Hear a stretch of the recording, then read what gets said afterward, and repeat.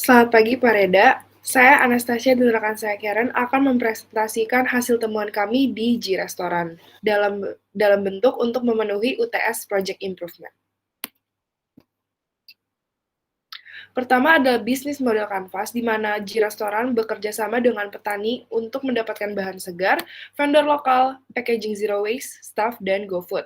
Selanjutnya untuk aktivitasnya sendiri adalah memproduksi makanan berkualitas, menyediakan koktail premium, mempersembahkan G Terrace menjadi luxury sushi brand.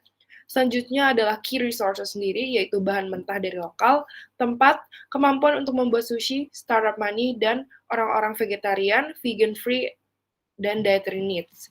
Selanjutnya adalah value proposition yang ditawarkan oleh G Restoran, yaitu bahan segar dan dari lokal, makanan berkualitas tinggi, tidak mengandung pengawet, dan service yang personal dan terbaik.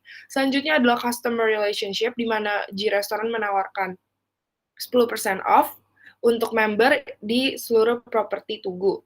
Selanjutnya adalah channels, yaitu media sosial Facebook dan Instagram, word of mouth, Google Business, TripAdvisor, dan kolaborasi dengan pihak lokal. Selanjutnya adalah segmentasi customer, yaitu millennials, couples, sunset lovers, sushi lovers, penduduk di Canggu, vegetarian dan vegan, dan FIT groups. Selanjutnya untuk struktur cost sendiri, yaitu listrik, beban gaji, biaya operasional, bahan, kemasan, dan marketing.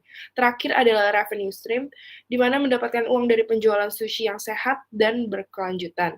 Konsumen yang bersedia membayar untuk menikmati sushi dan sunset, dan pembelian makanan dari take away maupun online. Selanjutnya.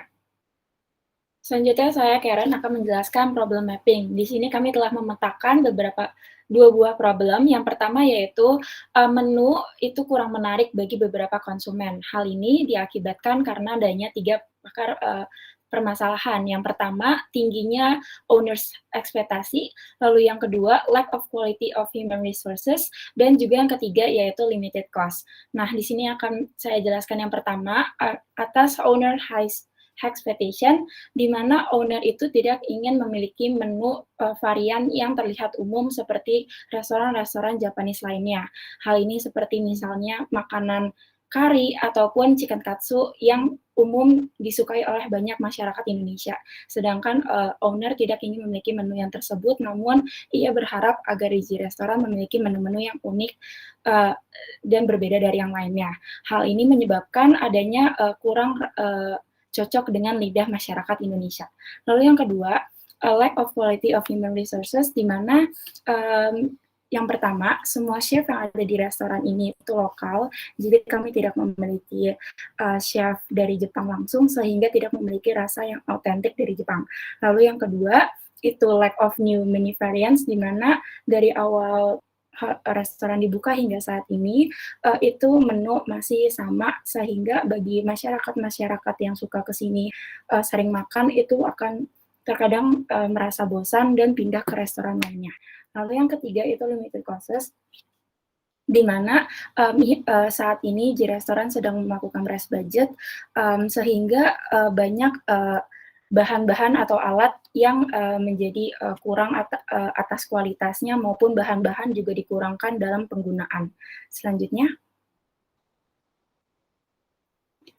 ini adalah problem mapping yang kedua, itu diakibatkan utamanya dikarenakan COVID pandemi.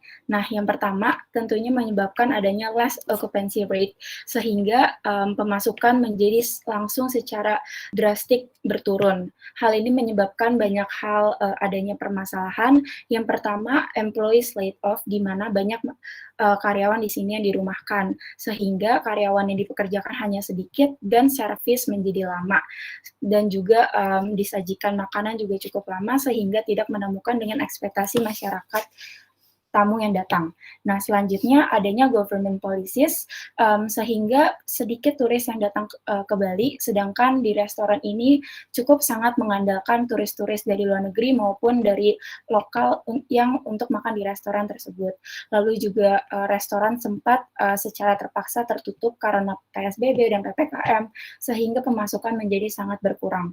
Lalu yang terakhir yaitu lack of marketing strategy, di mana banyaknya kompetisi yang ada, sedangkan kami di sini melakukan press budget, dan juga sedangkan kompetitor itu melakukan banyak promosi yang sangat tinggi. Jadi masyarakat itu lebih tertarik untuk datang ke restoran lainnya dibandingkan G Restoran.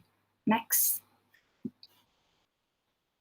Selanjutnya adalah analisis intervensi, di mana dapat ditemukan klien di sini adalah Universitas Pastia Mulia dan G Restoran. Selanjutnya adalah practitioners, yaitu peneliti mahasiswa S1 Hospitality Business, yaitu kami sendiri, dosen pembimbing, dan pengawas lapangan. Selanjutnya adalah owner of the issue address, yaitu managing director, restaurant manager, director of marketing, customer, dan kitchen. Selanjutnya. Selanjutnya di sini sehingga kami menemukan hasil dari analisis sosial. Yang pertama, mulai dari problem owner yang pertama, yaitu Ibu Lucian sebagai Managing Director dan juga pemilik G Restoran sekaligus, beliau memiliki peran untuk memimpin, mengawasi, dan juga mengendalikan perusahaan secara keseluruhan dengan norma bertanggung jawab atas seluruh manajemen organisasi dan mengontrol pertumbuhan aktivitas perusahaan dengan nilai leadership management. Nah, berikutnya merupakan Bapak Jonathan Nengah sebagai Restoran Manager. Beliau memiliki peran untuk memastikan seluruh kegiatan dan kinerja pekerja di restoran berjalan dengan baik dengan cara mengatur, memimpin, serta mengkoordinir seluruh bawahannya. Nah, hal ini dengan norma memastikan kepuasan tamu selama berada di restoran, memantau kinerja seluruh pekerja, menangani komplain tamu, menyampaikan permasalahan dan dikomunikasikan kepada setiap pekerja yang ada, lalu mengatur keuangan dan juga mempersiapkan acara dan event spesial dengan nilai manajemen. Lalu selanjutnya ada Ibu Stefani sebagai Director of Marketing. Beliau berperan untuk merancang strategi marketing untuk meningkatkan okupansi restoran. Hal ini dengan norma merancang acara setiap bulannya untuk meraih lebih banyak konsumen agar tertarik untuk datang, lalu mengarahkan tim desain dan visual, mengarahkan tim publikasi, dan dengan nilai engagement increase with consumer.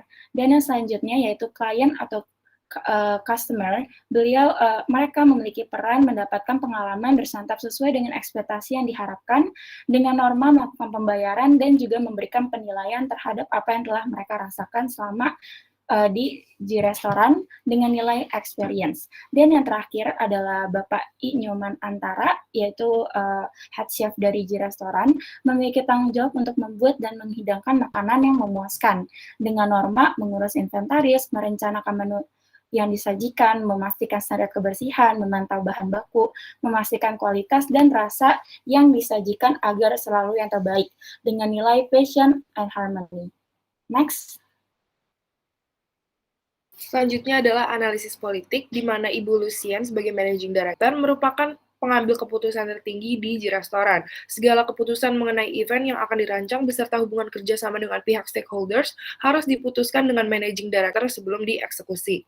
Selanjutnya adalah Bapak Jonathan sebagai Restoran Manager, yaitu bertanggung jawab atas seluruh operasional dalam restoran. Selanjutnya adalah Ibu Stefani selaku Director of Marketing, yaitu memiliki otoritas untuk melakukan kegiatan pemasaran secara offline maupun online, mulai dari merancang event bulanan dan promosi acara. Selanjutnya adalah klien atau customer, yaitu memiliki otoritas untuk memberikan pendapat dan penilaian mengenai makanan yang telah dikonsumsi. Selanjutnya adalah Inyoman Antara di bagian kitchen, yaitu bertanggung jawab atas seluruh hidangan yang disajikan dan menu yang ditawarkan dari G Restoran. Selanjutnya. Berikut merupakan rich picture yang telah kami rancang, yaitu kliennya sendiri, yaitu Universitas Pastia Mulia dan G Restoran. Sedangkan practitioner-nya itu adalah kami sendiri, Anastasia dan Karen. Untuk rich picture-nya sendiri, kami dapat melihat di back office terdapat beberapa permasalahan. Sebagai berikut di bagian marketing, yaitu banyak staff yang resign karena tugasnya banyak. Kemudian terdapat juga pembatasan jam kerja karyawan karena adanya pengurangan kos. Maka dari itu, banyak staff yang tertekan karena mengerjakan tugas di luar job desk-nya. Kemudian kemampuan SDM juga belum bisa mengikuti tren. Selanjutnya adalah selalu bekerja lembur. Kemudian untuk higher ups-nya sendiri terdapat problem seperti ekspektasi tinggi dari managing director, menekan pengeluaran dan mendadak dalam memberikan tugas-tugas. Dari managing director itu arahnya memberikan arahan langsung ke back office dan ke restoran manager. Sedangkan untuk back office sendiri selalu tektokan dengan restoran manager, jadi hubungan dua arah. Selanjutnya. Selanjutnya yaitu restoran manager, dari keluh kesah yang dirasakan adalah tidak memiliki asisten atau staf yang dapat membantu pekerjaannya secara langsung. Jadi semuanya itu dilakukan secara sendiri. Lalu juga sering adanya komplain dan harus menghadapi semuanya sendiri. Lalu juga, tidak selalu datang setiap hari sehingga tidak dapat mengontrol restoran sepenuhnya secara berkala. Lalu juga kurang adanya komunikasi antara seluruh staf yang, baik dan juga banyak staf yang dirumahkan sehingga tanggung jawab, terhadap staf itu untuk memenuhi kebutuhannya juga menjadi lebih sulit. Nah, selanjutnya itu memiliki hubungan dengan kitchen, di kitchen juga terdapat, beberapa permasalahan yang dihadapkan, di antaranya kebersihan masih perlu ditingkatkan, lalu seringnya kesulitan saat ramai karena ruang dan alat yang terbatas, lalu tidak semua menu memiliki takaran yang pas, yang pasti, sehingga rasa tidak selalu sama karena semua menu tidak selalu dibuat oleh orang-orang yang sama. Lalu juga sulitnya mengorganisasi bahan makanan karena tempat yang terbatas, tidak diberitahu apabila ada acara atau jumlah reservasi setiap harinya, sehingga tidak dapat melakukan persiapan terlebih dahulu, dan yang terakhir kurangnya koordinasi antar pekerja di kitchen. Nah, dari, hubungan yang terakhir yaitu customer atau klien, di mana memiliki beberapa keluh kesah seperti beberapa menu tidak lagi tampak bagus, lalu beberapa menu dikurangin porsinya, terkadang makanan lama disajikan, dan juga memiliki ekspektasi yang tinggi karena di restoran merupakan, restoran fine dining. Selanjutnya. Berikut merupakan masalah prioritas yang telah kami temui mengenai rich picture tersebut dengan menggunakan metode Severity Urgency Analysis. Yang pertama, yang termasuk dalam prioritas pertama yaitu adanya kurang pemasukan, dilanjutkan dengan kurangnya kualitas SDM, kurangnya kuantitas SDM, dan tenggang rasa antar beberapa divisi. Selanjutnya.